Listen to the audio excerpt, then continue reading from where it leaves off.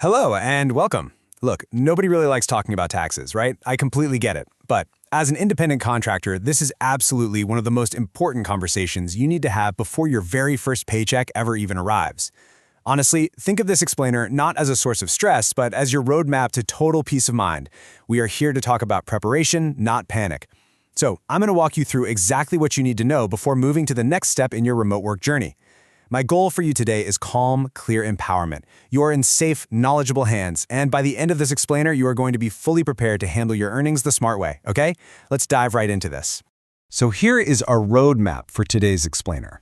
We're going to cover, number 1, you are a business. 2, taxes are your responsibility. 3, what to set aside. 4, possible business deductions. 5, quarterly estimated taxes. And finally, number 6, our disclaimer and next steps. All right, let's start with Section 1, you are a business. This is really the foundation for your success. As a modern, empowered, remote professional working through this pathway, you're stepping into an amazing new level of autonomy. But, with that autonomy comes a pretty big change in how you're classified. The very first thing you need to wrap your head around is that you are not an employee. You are an independent contractor, meaning you are a business. You literally need to treat your money like a business from day one. And that distinction, it matters enormously, especially when we start talking about the money you actually bring home. There is just a stark contrast between these two worlds. Think about it. When you're a traditional employee, your employer automatically withholds taxes from every single paycheck and sends them directly to the government for you. You never even see that money. But as an independent contractor, that does not happen. You receive your full earnings. Let me just repeat that. You receive your full earnings, but you are fully responsible for setting aside and paying your own taxes. This isn't a red flag, and it's definitely not a scam. It's just simply how independent contractor income works. And honestly, knowing this right now puts you miles ahead of most folks who end up figuring it out the hard way.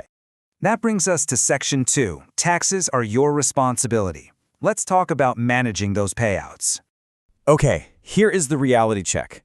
Because no one is withholding taxes for you, you absolutely must do it yourself. Every single time you receive a payout on the 1st or the 15th of the month, a portion of that income belongs to taxes. I really want you to just take a breath here and let that land. If you spend every dollar you earn right now and then receive a massive tax bill at the end of the year, you are going to find yourself in a very, very difficult position. The remote agents who truly thrive long-term, they treat that tax money like it was never theirs to spend in the first place. Moving right along to Section 3, what to set aside. Let's get into a practical game plan. You're probably wondering, well, how much do I save? A general starting point that a lot of independent contractors use is setting aside 25 to 30% of their earnings for taxes. Now, obviously, this is a practical buffer, right? Not some universal magic number. Your actual tax liability is going to depend heavily on a bunch of stuff. Your total overall income, your filing status, your specific deductions, and of course, the state you live in. But 25 to 30%, that is a very reasonable, solid buffer to start with, just to ensure you aren't caught off guard later. So how do we actually put that percentage into practice? The absolute simplest, most effective way to do this is to build a strict 3-step habit. Step 1, open a separate savings account that you designate specifically and only for your taxes. Step 2, every single time you receive a payout, transfer your set-aside percentage into that account immediately.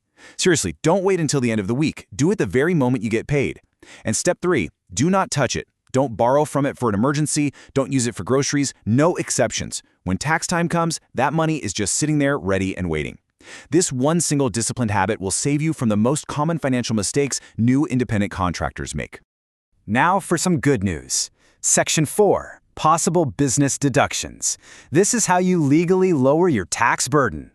As an independent contractor, you might actually be able to deduct certain business-related expenses from your taxable income, and that reduces the amount of taxes you owe. So let's slowly and methodically walk through this checklist. Feel free to grab a pen and jot these down. First up, your internet. You use your connection to do this work, so a portion of your monthly bill may be deductible. Second, your USB headset. This is a vital business tool that you bought specifically to service calls, making it potentially deductible. Third, your computer. Again, if you purchased it specifically for this work, it may qualify. Fourth, your home office workspace. If you have a dedicated, separate workspace in your home, a portion of your rent or mortgage and utilities might actually be deductible. And finally, software and platform fees. Any fees you pay to operate your business, and yes, that includes the platform fees you pay, are simply the cost of doing business and may be deductible. The big secret here? It's tracking. You have to start tracking every business-related purchase from day one. Honestly, a simple spreadsheet with 3 columns, date, item, and amount, is all you really need to get started, because every dollar you track is a potential dollar off your tax bill. Next up, Section 5, Quarterly Estimated Taxes. This is all about the long-term rhythm of your business. So, as an independent contractor, the IRS generally expects you to pay taxes throughout the year, rather than just waiting to pay one massive lump sum at the end of the year. These are called quarterly estimated tax payments, and they are due 4 times a year, typically in April, June, September, and January. Here's the thing. If you earn a significant amount as a contractor and you do not make these quarterly payments, you might actually owe a penalty at tax time on top of the taxes themselves. And this is exactly why setting that 25 to 30% aside from every single payout is absolutely crucial. When these quarterly due dates arrive, you want that money already sitting in your separate account, completely ready to go. You don't want to be scrambling to find it. Which brings us to Section 6, Disclaimer and Next Steps. Let's talk about the immediate actions you need to take.